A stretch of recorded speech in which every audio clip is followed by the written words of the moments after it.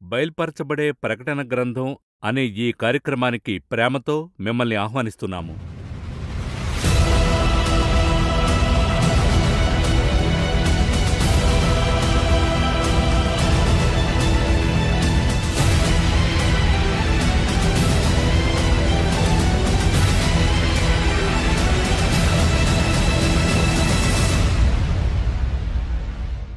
ఎంత ఆసక్తికరమో చూడండి. ఈ రెవల్యూషన్ అనే పేరు ఎంతో కొత్తగా ఉంది. ఇది దేవుడు ఇచ్చిన పుస్తకం. ఈ పుస్తకాన్ని దేవుడు డిజిటల్ DNA యుగంలో మనందరం కూడా చర్చించుకునే భాగ్యాన్ని మనకిచ్చాడు. Let's welcome brother Jagan. ఎన్నో ప్రశ్నలున్నాయి. Brother Jagan, welcome to the programme. Decoding the book of revolution అనే అంశాన్ని సరిగ్గా పోయిన వారంలో మనం మొదలుపెట్టాం. ఇది రెండో కార్యక్రమం. ఈ ప్రకటన అనేది దేవుడిచ్చేటటువంటి బయల్పాటు. ఈ పుస్తకంలో మనం 2000 ఏళ్ల తర్వాత కూడా బదులు వెతుకుతున్నాం. ఈ విషయాన్ని మీరు ఎలా అనుకుంటున్నారు? ఈ పుస్తకం 2000 ఏళ్ళని మీరు చెప్పారు కదా. ఈ 2000 ఏళ్ల గాథంతా ఈ పుస్తకంలో ఉంటుంది. మరొకటి, ఈ పుస్తకంలో ఆ పైన 1000 ఏళ్లను గూర్చి కూడా రాయబడింది. అంటే చరిత్ర ఉంది, భవిష్యత్తు కూడా ఉంది. ఇప్పటి వర్తమాన విషయాలు ఉన్నాయి. వర్తమానం ఉంది. అవును, ఆయా కాలమునకైనటువంటి సంభవాలు ఇందులో నుండి బయలుపడతాయి. ఇందులోని మరెక్కువైన ఆకర్షణీయమైన విషయం ఏంటంటే, భవిష్యత్తులో అంటే ఈ 2022 అనుకోండి, ఈ 20వ శతాబ్దపు సంబంధిత విషయాలే మీకిప్పుడు తెలుస్తాయి. ఇప్పుడు వచ్చే శతాబ్దం గూర్చిన విషయాలను ఇక్కడ వెదికినట్లయితే మీరు పొరబడే అవకాశాలుంటాయి. ఇప్పుడు నేను ఇది చెప్పేటప్పుడు అనేక మంది ఒప్పుకోరు. మేము నిఘంటువు రాశాము అంటుంటారు, కానీ అందులో నేనేదీ తప్పు పట్టడం లేదు. ఎందుకు చెప్తున్నానంటే, ఇందులో ఆయా కాలఘట్టమునకైన విషయాలు అప్పుడప్పుడే బయలుపడతాయి. కనుక భవిష్యత్తు కూర్చిన విషయాలను తెలియజేయటం ఈ పుస్తకం ఇష్టపడదు.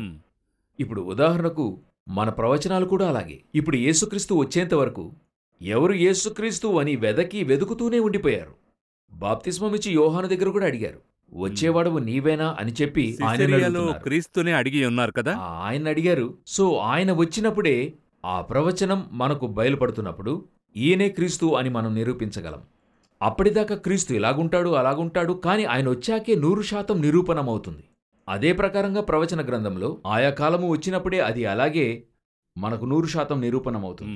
అప్పటిదాకా మనము చెప్పొచ్చు ఇలాగుంటుంది అలాగుంటుందని చెప్పొచ్చే గాని, ఇప్పుడు మన కాలఘట్టమును గూర్చినది 100% బయలుపరచుట ఖాయమే. అవును, అదే మనం వెతుకుతున్నాం. నేను కోరుకునేది ఎప్పుడు అదే. అది మాత్రం చెబితేనే చాలు. కొంతమంది చెప్తుంటారు, నా స్నేహితులు అలాగే అంటుంటారు, నువ్వు ఈ సందేశము దీనికి అప్డేటు దీనితోనే వెళ్తున్నావేంటి అని అడుగుతారు. నా కాలఘట్టమునకైనది ఇదే. యోహాను వచ్చి చెప్పవలసిన ప్రవచనం ఏంటంటే, నా వెనుక వచ్చుచున్నవాడు అతడు నాకంటే శక్తిమంతుడు, నేను మార్గం సిద్ధపరచడానికి వచ్చా. అది మాత్రమే యోహాను చెప్పాలి. అతని రోల్ కాల్ అదే. అతని పాత్ర వరకు అంతవరకు మాట్లాడితేనే చాలు. అంతేగాని పౌలు రాసినట్లుగా సంఘాలకు ఉత్తరాలు రాయడానికి పూనుకోని అవసరం లేదు. ఎందుకంటే అది అతని పిలుపు కాదు, ఆ స్థలానికైనది కూడా కాదు. అదేలాగా చెప్తున్నాను, ఈ ప్రకటన గ్రంథంలోనూ మన కాలఘట్టమునకైనది ఒకటి ఉంటుంది. దాన్ని మనము చదవాలి. అలా చదవడం ప్రారంభించినట్లయితే ఆ 2000 ఏళ్లలో మనం ఎక్కడున్నాం అనేది ఇందులో ఉంది. బ్రదర్ జగన్, వ్యక్తిగతమైన విషయాన్నొకటి నేను అడుగుతున్నాను. ఇందులో అనగా 66 పుస్తకాలున్నాయి. అంటే చాలా పుస్తకాలు ఉన్నాయి. ముఖ్యంగా పాత నిబంధనలో సామెతలు ఉన్నాయి. ఈ ప్రకటన పుస్తకాన్ని ముఖ్యంగా ఈ కాలంలో, అంటే ఈ 20వ శతాబ్దంలో ప్రస్తుతం ఉన్న యుగంలో ఎందుకు ఎంత ఫోకస్గా ఉండాలనే వారికి ఏవని జవాబు మీరు చెప్తారు? అంటే నేను దీన్ని ఎందుకు సీరియస్గా తీసుకోవాలి అనే వారికి మీరు ఏం చెప్తారు? ఇది అంత్యకాల పుస్తకమని ఎంతో మందికి తెలిసిన విషయమే కదా. మొదటిగా ఎక్కడ ఈ అంత్యకాలం మొదలవుతుందో అనే విషయాన్ని తెలుసుకోవాలి. కొంతమంది విమర్శించిన వారు ఉన్నారు. అంత్యకాలం అనేది వచ్చి పరిశుద్ధాత్ముడు కృమ్మరింపబడినప్పుడు చివరి కాలం వచ్చినట్లుగా బైబిల్ తెలియజేస్తుంది. అవును, అందులో ఎటువంటి మార్పు లేదు. అయితే ఈ అంత్యకాలం యొక్క అంతిమము ఎక్కడ, ఎండెక్కడ? ఒక 100 పేజీలున్న పుస్తకములో చివరి అధ్యాయం అనేది ఒకటి ఉంటుంది. అవును కదా, పుస్తకం ఆరంభము నుండి చివరి అధ్యాయం. అదేవిధంగా అంత్యకాలం అనే పుస్తకంలో చివరి అధ్యాయం అనేది ఉంది. అది ఏదని అడిగినట్లయితే, ఎప్పుడు ఇశ్రాయేలీలు తిరిగి వస్తున్నారో, తమ స్వదేశానికి తిరిగి వస్తున్నారో అదే సూచన అని యేసు చెప్పారు. సూచన, గురుతు అంజూరపు చెట్టు ఫలించినప్పుడు. దానికైన వివరణ హోషేయ 3వ అధ్యాయంలో, వారు తమ దేశానికి తిరిగి వచ్చినప్పుడు. అప్పుడు మనకు ఇశ్రాయేలీలు 1948లో వారు ఒక స్వతంత్ర దేశంగా ప్రకటిస్తున్నారు. అదే మనకు చివరి కాలానికైన గుర్తు. అక్కడి నుండి మనకు అంత్యకాలం మొదలైంది, చివరి అధ్యాయం మొదలైందని అర్థం. అప్పుడు చివరి అధ్యాయం మొదలైనట్టయితే చివరి పుస్తకం యొక్క పని చాలా ఎక్కువగా వినియోగంలో ఉందన్నమాట. అందువల్ల ఈ కాలంలో దీనిని గురించి ఎక్కువగా చదువుతున్నాం, ఎందుకంటే అంత్యకాలమును గురించి ఇందులో ఎక్కువగా చెప్పబడినందువల్ల. ఇప్పుడు ఆదికాండములో మనము సృష్టిని గురించి ఎక్కువగా చదువుతాం, ప్రకటనలో అంతము గురించి ఎక్కువగా చదువుతాం. మొదటి పుస్తకం చివరి పుస్తకం అన్నందువల్ల కాదు, అందులో దానిని గురించి ఎక్కువగా చదువుతాం, ఇందులో దీనిని గురించి ఎక్కువగా చదువుతాం. సో ఇప్పుడు ఈ పుస్తకం ఎక్కువగా చదవాలి. ఈ పుస్తకాన్ని పెట్టుకుని దీనికి సంబంధమైన అనుబంధ పుస్తకాలు, మార్గదర్శి అని చెప్తాము, అటువంటి కొన్ని కార్యాలు ఉన్నాయి. అవన్నీ చాలా ఉన్నాయి. దానియేలు, హెచ్కేల్ పుస్తకాలని చెప్పి చాలా ఉన్నాయి. అయితే 100% మనం పరిశోధించే స్థాయిలోకి ఇందులోకి వచ్చేసాం. మీరు దీన్ని, అందుకే ప్రభువు వాక్యాన్ని పరిశోధించి తెలుసుకోమంటాడు. నేను నా మహత్ కార్యములను ఇందులో రాశాను. ఇప్పుడు ఈ కార్యాన్ని గురించి ఎందులో ఉందంటే ఈ పుస్తకంలోనే ఉంది. ఇప్పుడు యేసు మొదటిగా వచ్చాడు కదా, ఆయన మొదటిగా వచ్చినందులకైన వివరాలు తెలుసుకోవాలంటే ఈ పుస్తకంలో మీరు వెదకరు, యెషయాలో వెదుగుతారు. మంచిది, యెషయాలో మనం వెదుగుతాం. అది యెషయాలో యేసు ఎప్పుడు వస్తాడని మీరు ఎదిగినట్లయితే దాని యొక్క నిజ సంభవాలు మత్తయి సువార్తలోనూ మార్కులోనూ అది జరుగుతుంది. సో దీన్ని కంపేర్ చేసి చూస్తాం. యెషయా అయితే బైబిల్నే షార్ట్ ఫార్మెట్ లో రాశాడని చెప్పాలి, ఎందుకంటే 66 పుస్తకాలు 66 అధ్యాయాలుగా ఉన్నాయి. సో అందులో నుండి వెదుగుతున్నాం. అదే ప్రకారంగా యుగాంతం అని చదవాలంటే ఈ పుస్తకానికి రావాల్సిందే. అందుకని ఈ పుస్తకం ఎంతో స్పెషాలిటీ ఈ కాలానికి, ముఖ్యంగా ఈ కాలఘట్టానికి. అదే విధంగా మన జీవితానికి, మన ఆత్మీయ అభివృద్ధిలో మరెక్కువ ప్రగతికి ఇదొక ధననిధని చెప్పొచ్చా? ఉంది, ఇందులో అలాగా ఉంది. ఇంకొకటి మనం మాట్లాడుకునే అంశం గురించి ఒక మాట చెప్తాను. ఇప్పుడు ఈ కార్యక్రమం చేస్తున్నాం కదా, ఈ యొక్క కార్యక్రమము మన ప్రజలకు ప్రయోజనంగా ఉండాలనేది మన యొక్క ఆకాంక్ష. అవునా? ఇది మన యొక్క అభిప్రాయం. ప్రజలకు ఇదెంతో మేలుకరంగా ఉంటుంది కదా. నేను ఈ మొదటి సీజన్ సగభాగం నుండే నాలోని పరిశుద్ధాత్మ యొక్క ప్రేరణ ఎలాగుందంటే, అంత్యకాలములో ఈ పుస్తకం అనేది, అంటే యేసు త్వరగా రాబోతున్నాడు, న్యాయ తీర్పు రాబోతుంది, ఇవన్నీ జరిగే కాలం వచ్చింది. ఇది ప్రజలకు తెలియాలి. నోవాహు తన కాలంలో సువార్తను ప్రకటించాడు, అవునా? నీతిని ప్రకటించినటువంటి నోవాహు. ఇప్పుడు నోవాహు యొక్క సువార్తను ప్రకటించడానికైన తీరు ఏదంటే ఓడ నిర్మించేప్పుడు ప్రజలు అడుగుతారు, ఇంత పెద్ద ఓడ ఎందుకు కడుతున్నావు? అదే ఆ సువార్త యొక్క మూలం. కరెక్ట్. ఇది పెట్టుకుని అతడు సువార్తను చెప్పగలడు. ఎందుకు ఇలా కడుతున్నావు? జలప్రళయం వస్తుంది, వినాశనం ఏర్పడుతుంది. ఈ ప్రకారంగా ఈ సువార్తకు దేవుడు ఉపయోగించే తీరుంటది. ఇప్పుడు మనకు డిజిటల్ యుగం. ఇప్పుడు లోకమంతా సువార్త వ్యాపించాలి.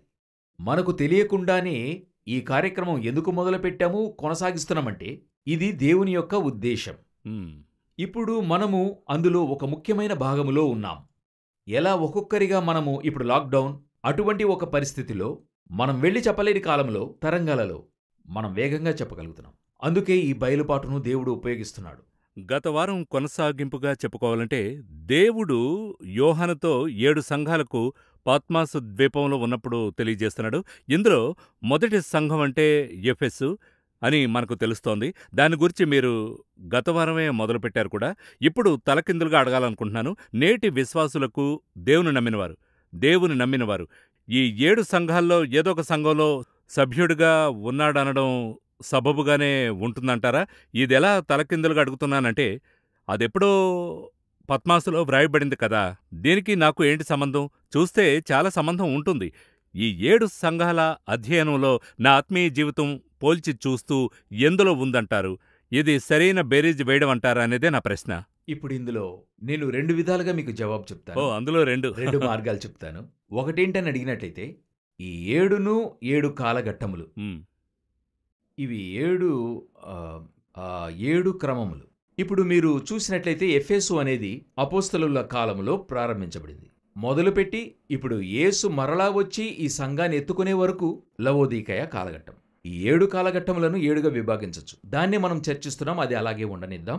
ఇప్పుడు మీరడిగిన ప్రశ్న, ఈ 7 సంఘములను 7 గుణాతిశయాలు, ఈ 7 గుణాతిశయ సంఘాలు అన్ని కాలఘట్టాల్లోనూ ఉంటాయి.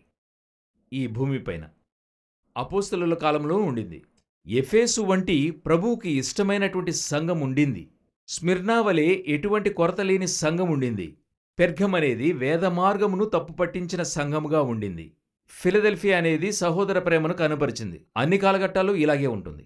ఇందులో నేను ఎటువంటి సంఘముగా ఉన్నాననే విషయాన్ని గుర్తించాలి. కరెక్ట్.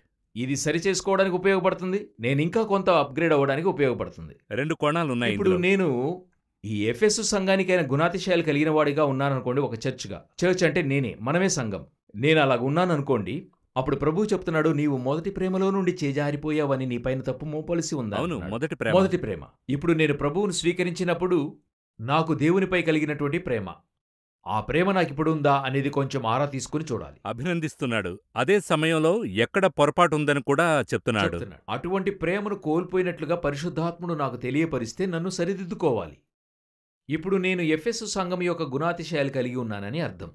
ఒకవేళ కొన్ని సందర్భాలలో నేను శ్రమల గుండా వెళ్తూ ఉండవచ్చు, ఒక కష్టమో శ్రమో వచ్చి ఉండవచ్చు. అలాగున్నప్పుడు స్ముర్నా సంఘము యొక్క గుణాతిశయాలు కలిగి ఉన్నానన్నమాట ఓకే. నా జీవితంలో. ఇప్పుడు ఒక సందర్భంలో ఏదో ఒక సిద్ధాంతంలో తప్పుత్రోవ పట్టి వెళ్తున్నట్లయితే ఫెర్గెము సంఘమునకు ఇవ్వబడిన ఆలోచనలు నాకు సహాయపడతాయి. ఎక్కడో ఓ చోట కుదిరిపోతాం. ఏదో ఒక చోట్లో నేను ఉంటాను. ఈ కార్యక్రమం నాకు అనుబంధం కాదని ఎవరు చెప్పలేరన్నమాట. ఇది చూస్తున్న ప్రతొక్కరూ ఏదో ఒక సంఘం యొక్క గుణాతిశయాలతో వారు ఉంటారు. నేను ఈ గుణాతిశయాలతో ఉన్నానా అని ప్రతి ఒక్కరు కూడా మాట్లాడుతున్నప్పుడు స్వీయ పరిశోధన చేసుకోవాలి. క్రైస్తవ్యం యొక్క పునాది ప్రేమ. దాని తరువాత విషయమేంటంటే, అయితే మనలను మనమే విమర్శించుకొనిన ఎడ్ల తీర్పు పొందకపోదుము. మనలను మనము స్వీయ పరిశోధన చేసుకొనటానికే ఈ కార్యక్రమాలన్నింటిలోని ప్రధానమైన ధ్యేయం. ఇంకా ఎక్కువ మాట్లాడుకుందాం. ఇప్పుడొక బ్రేక్ తీసుకుందాం. చాలా ఆసక్తిగా ఉంది. దేవుడే బయలుపరిచిన, వెలువరించిన మొదటి 7 సంఘాల్లో మొదటి సంఘం గూర్చి ఇంకొన్ని విషయాలు మాట్లాడుకుందాం. బ్రేక్ తర్వాత ఈ ఎఫెసు సంఘం గురించి మరెక్కువ లోతుగా మాట్లాడుకుందాం. మీకు వెబ్సైట్, వెబ్ యాప్ మరియు మొబైల్ యాప్ కావాలా? వ్యాపారస్తులు అంటారు చాలా ఖరీదు అని. ఏ విధంగా నా సంఘం లేక నా పరిచర్య ఆన్లైన్ జర్నీకి మారి అనుకూలమైన ధరల్లో ఏ విధంగా పొందగలను? డిజిటల్ ప్రపంచం లోపలికి ఒక అడుగుతో పరిష్కారం పొందే B12ని పరిచయం చేస్తున్నాం. ఇప్పుడే మా సంఘ సంబంధముల నిర్వాహకులతో సంప్రదించండి మరియు వ్యక్తిగతంగా మీ సంఘం లేక పరిచర్య ఏ విధంగా వీటన్నిటినీ పొందగలరో డెమోని చూడండి. సంప్రదించవలసిన నెంబర్ 7799908905 మరియు 7396877011.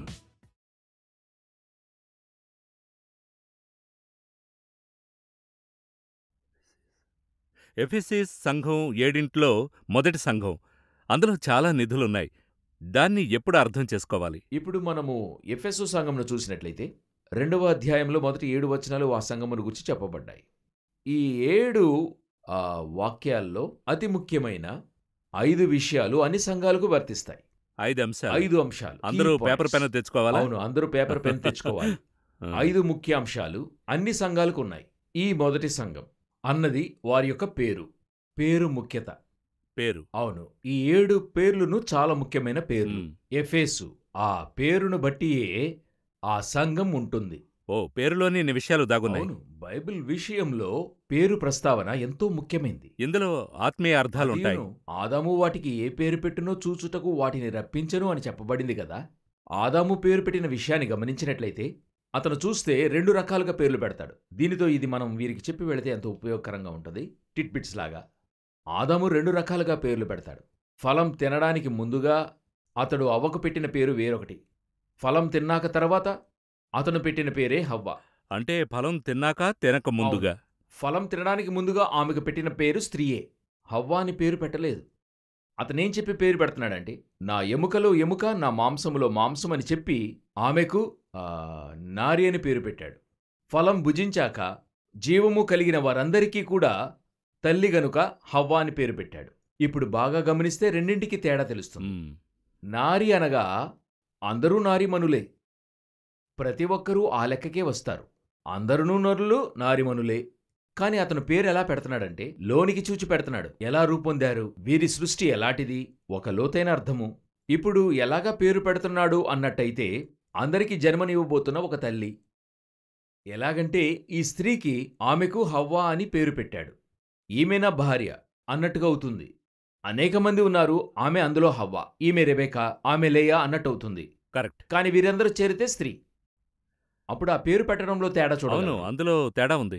ఆమెకు ఆత్మీయార్థంతో పెట్టిందే నారి, భౌతికార్థంతో పెట్టిందే హవ్వ.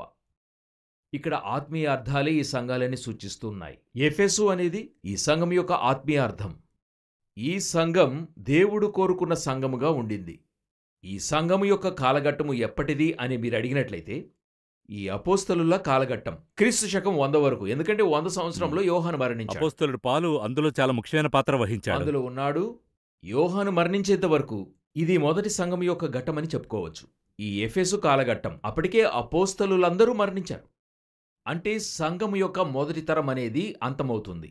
ఇప్పుడు అపోస్తలులు ఎవరూ లేరన్న పరిస్థితి ఏర్పడేంత వరకు ఈ ఎఫెసు సంఘం యొక్క కాలము.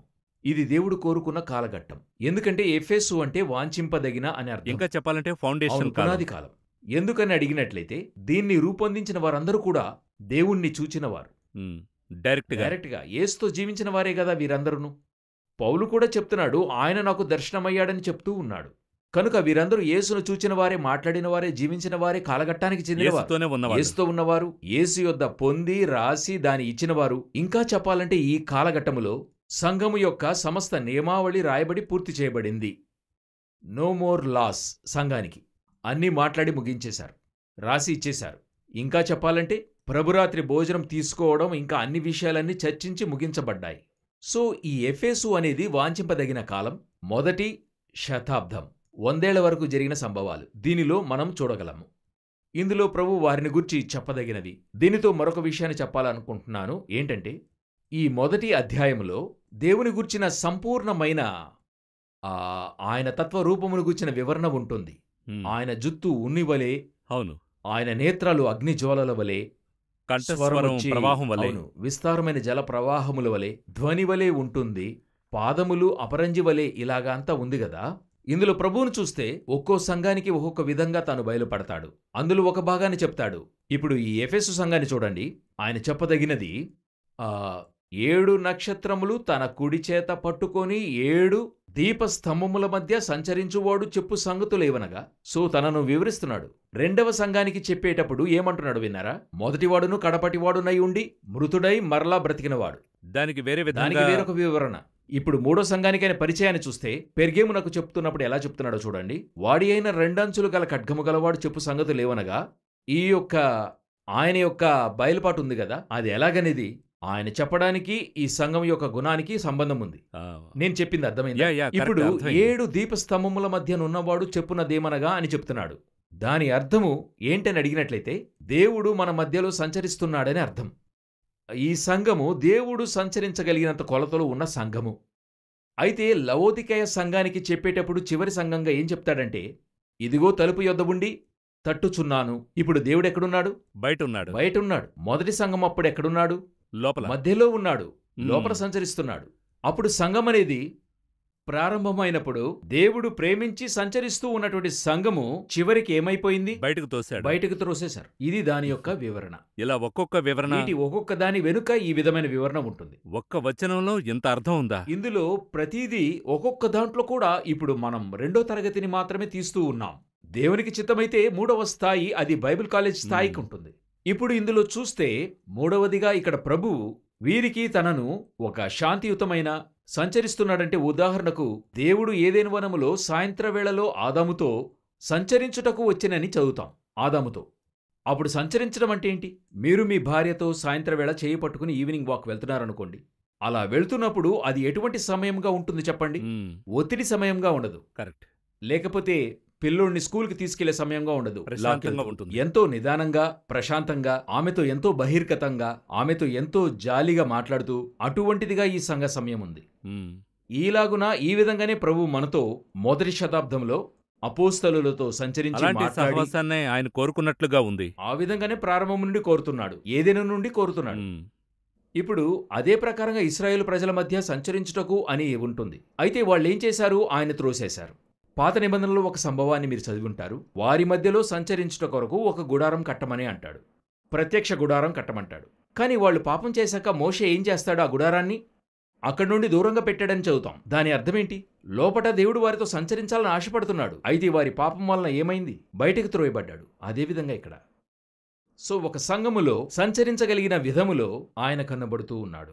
సో ఈ సంఘములో ఉండే ఆ మంచి లక్షణాన్ని చూస్తున్నాం. రెండవదిగా వాళ్ళ దగ్గర ఉన్న మంచి లక్షణం ఏమంటున్నాడంటే, మీరు చెడ్డవారిని కనుగొన్నారంటాడు 2వ వచనములో. మొదటిగా ఒక సంఘము యొక్క పేరు ముఖ్యం. రెండవదిగా వారి కాలఘట్టం ముఖ్యం. టైమింగ్. మూడవదిగా వారి యొక్క సద్గుణము. సద్గుణం అంటే ప్రతి సంఘానికి ఒక సద్గుణం తప్పకుండా ఉంటుంది. అది దేవుడే చెప్పడం అంటే అంటే ఎంత మహిమకరమైన మనము విషయం. దేవుని యొద్ద నుండి సాక్ష్యమును పొందుకుంటున్నామన్నమాట. మ్మ్. దేవుడే మనల్ని గురించి సాక్ష్యం చెప్తున్నాడు. అదే కాదు, ఆయన అభినందిస్తున్నాడు కూడా.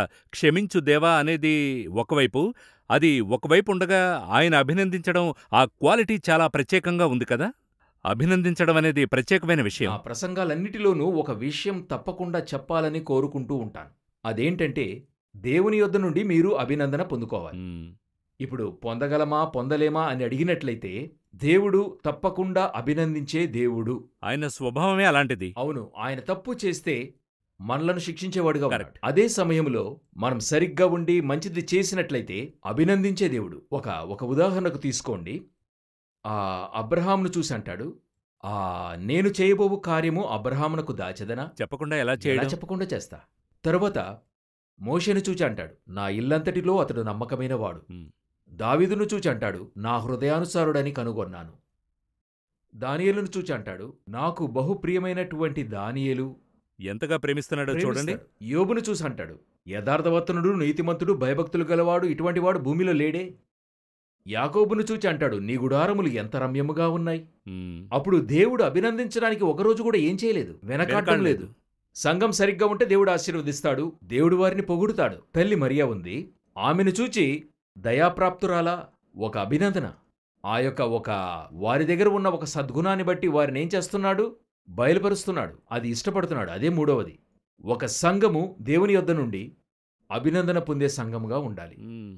ఈ సంఘం అభినందన పొందుకుంటుంది. అది ఎందుకు పొందుకుందో అది 2వ వాక్యంలో చెప్పబడుతుంది. దాన్ని మనం ధ్యానిస్తే ఎంతో లోతుగా చెప్పుకోవచ్చు. మ్మ్. వారేమేమి చేస్తారంటే తప్పు చేస్తే సహించుకోలేరు. తప్పు చేసేవారు ఎవరని పరీక్షించి కనిపెడుతుంటారు. ఈనాడు మనము అనేక సమయాలలో వచ్చి సంఘములో గాని మన ఆత్మీయ జీవితంలో గాని తప్పు ఎదురైనప్పుడు పట్టించుకోము కదా. ఆ సహింపును దేవుడు ఇష్టపడ్డు. అందువల్ల ఖండించి వారిని వెంటనే బయలుపరచడం, దీని కూడా దేవుడు ఇష్టపడ్డు. దేవుడేం చెప్తున్నాడు, తప్పంటే తప్పు, సరే అంటే సరే. దాన్ని తెలియజేయడానికి దేవుడు ఇష్టపడతాడు. తర్వాత 4వదిగా సంఘానికైన సద్గుణము దేవుడు కోరుకునేది. అంటే మొదటిగా పేరు, తర్వాత కాలఘట్టం, 3వది అభినందన, 4వది వారిలో ఉన్న ఫాల్ట్. అదొక ప్యాకేజీ లాగా అందులోని ప్యాకేజీగా దాన్ని చెప్తున్నాడు. తప్పు ఉంటే ఆ తప్పును పైకెత్తి చూపించాలని ఇష్టపడుతున్నాడు. చూపించాలనుకుంటున్నాడు. తప్పున్నదంటే దేవుడు కళ్ళు మూసుకుని సరి పర్వాలేదులే తెలుసుకుంటాడులే, మనం ఎట్లాగంటే అతను ఎన్నో మంచి పనులు చేస్తున్నాడు, ఏదో చిన్న తప్పు చేశాడు, వదిలేద్దాంలే, అది కూడా ఆయన కోరడం లేదు. ఎందుకు అలాగా అని అడిగినట్లయితే దేవుని యొక్క ముఖ్యమైన గుణాతిశయాలలో ఒకటి మనం 100% పరిపూర్ణులుగా ఉండాలని కోరుకుంటున్నాడు. అది దేవుని దృష్టిలో న్యాయమైన ఎదురుచూపు. అయితే ఆయన కోరుకున్నది సాధ్యమేనా అంటే అదెంతో జటిలంగా తెలుస్తోంది కదా, అదెలా సాధ్యం అవుతుంది? సాధ్యం అవుతుందన్న ఒక కారణము చేతనే ఆయన శరీరధారిగా వచ్చి అగబడ్డాడు. ఆయన మనవలే అన్ని విషయములలోనూ శోధింపబడి, ఇప్పుడు యేసు వచ్చి 100% వచ్చి అసాధారణమైన శక్తితో అన్నిటినీ ఎదుర్కొన్నాడు. అవును. ఆయన ఆకలిగొన్నాడు, ఆయన నిద్రపోయాడు, ఆయనకు నొప్పి కలిగింది, కొడితే నొప్పి పుట్టింది, రక్తం. ఆయనకు చెమటొచ్చింది, అన్నీ ఉన్నాయి, ఆయన కృంగిపోయాడు. అవును. అన్నీ జరిగాయి. పైనుండి ఆయన లాక్కుని వెళ్లారు. ఇవన్నీ కూడా ఆయనకు జరుగుతున్నాయి. మనవలే ఆయన అన్ని విధాలుగా శోధింపబడ్డాడు. అలా శోధింపబడేటప్పుడు ఆయన నిరూపిస్తున్నాడు, ఒక మనిషిగా నీవు దీనిని జయించగలవు అంటే ఆయన నిరూపించడం. క్లియర్గా చెప్తున్నాడు. ప్రాక్టికల్ డెమాన్స్ట్రేషన్ అలా దాన్ని జరిగించిన తర్వాతే దీన్ని మనతో చెప్తున్నాడు. నీ దగ్గర ఈ కొరత ఉంది, మనమేం చెప్తాం, మీరొచ్చి చేయండి, అప్పుడు గాని మీకు కష్టం తెలియదు కదా అని చెప్తాం కదా. అలా యేసుతో మీరు చెప్పడం కుదరదు. ఆయనే కాదు, అపోస్తలులు కూడా అలా చేశారు. వారు అలాగే దాన్ని పాటించారు. అందువల్ల పౌలు ఎంతో ధైర్యంగా చెప్పగలుగుతున్నాడు, నేను క్రీస్తును పోలి నడుచుకున్న ప్రకారం మీరు నన్ను పోలి నడుచుకొనుడి. అయితే ఇది థియరీ కాదు, ప్రాక్టికల్ పుస్తకం. అవును, 100% ప్రాక్టికల్గా ఉన్నదాన్ని వారు అలాగే నిరూపిస్తున్నారు, బయలుపరుస్తున్నారు. నేనింకొకటి చెప్తాను, తప్పైన వ్యక్తులతో ఈ పుస్తకాన్ని దేవుడు రాయించలేదు. 40 రచయితలు. విఫలులతో దేవుడు ఈ పుస్తకాన్ని రాయించలేదు. దేవుడు పెట్టిన పరీక్షలో నెగ్గిన వారితోనే ఈ పుస్తకాన్ని రాయించాడు. పరీక్ష పెట్టి అది నెగ్గింపజేసి దానిలో విజయం పొందినవారు అదే పదం ఓవర్కమ్ అని మరీ చెప్పబడింది. అవును, జయం పొందినవాడెవడో, మ్. జయించువాడెవడో. ఇందులో నాకెంతో ఇష్టమైనటువంటి దేవుని యొక్క బైబిల్లో నన్ను ఆశ్చర్యపరిచిన విషయం, ఒకడు తప్పు చేసినట్లయితే దాన్ని దాచిపెట్టడు దేవుడక్కడ.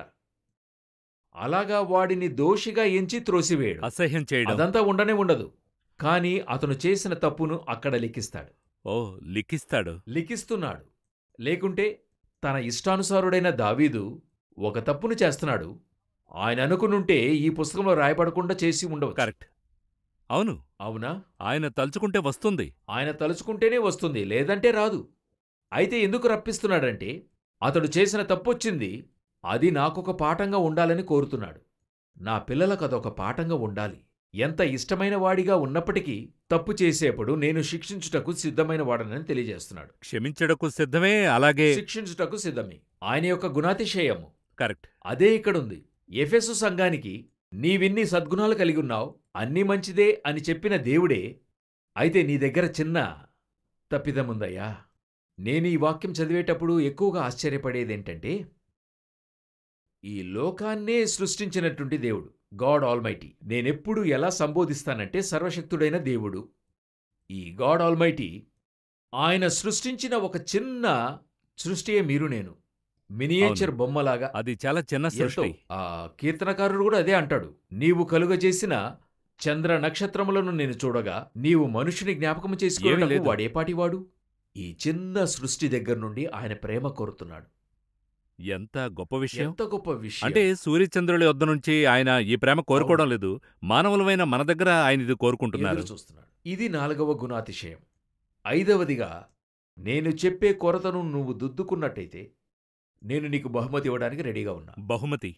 అదే అన్ని 5 సంఘాల్లోనూ ఈ 5 సూత్రాలుంటాయి. సూత్రాలుంటాయి. మొదట పేరు, 2వది సమయం, 3వది వాళ్ళ సద్గుణాలు, 4వది తపితాలు, 5వది బహుమతి.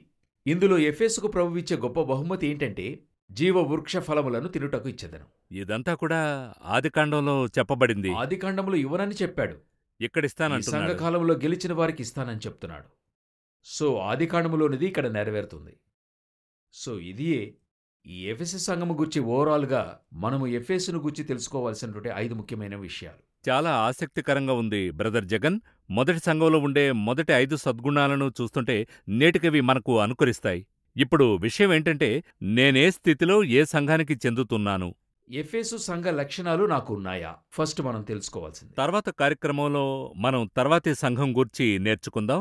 తవ్వుతూ ఉంటే చాలా ఆసక్తికరంగా ఉంది. Waiting for the next programme. తర్వాతి కార్యక్రమంలో కలుసుకుందాం. సిమిర్నా గురించి మీరు చాలా ఎక్స్ప్లెయిన్ చేశారు. ఈ చర్చ్ చాలా యూనిక్ అయిన చర్చ్. ఇంకా చెప్పాలంటే దేవుని కోసం నిలబడే సభ అని. అప్పుడు ఏ విధమైన రివార్డ్ దేవుడు చెప్పాడు దీన్ని ఓవర్కమ్ చేస్తే? దీన్ని మనం ఎలా అర్థం చేసుకోవాలో కొంచెం వివరంగా చెప్పండి. శ్రమల కాలం అనగా ఇక్కడున్నటువంటి శ్రమల కాలం వేరే, యాంటీక్రైస్ట్ పీరియడ్లో వచ్చే శ్రమల కాలం వేరు, ఆ శ్రమల కాలం వేరు. సో ఈ స్ముర్నా వచ్చి, ఈ చర్చ్ వచ్చి శ్రమల కాలమునకైనటువంటి ఒక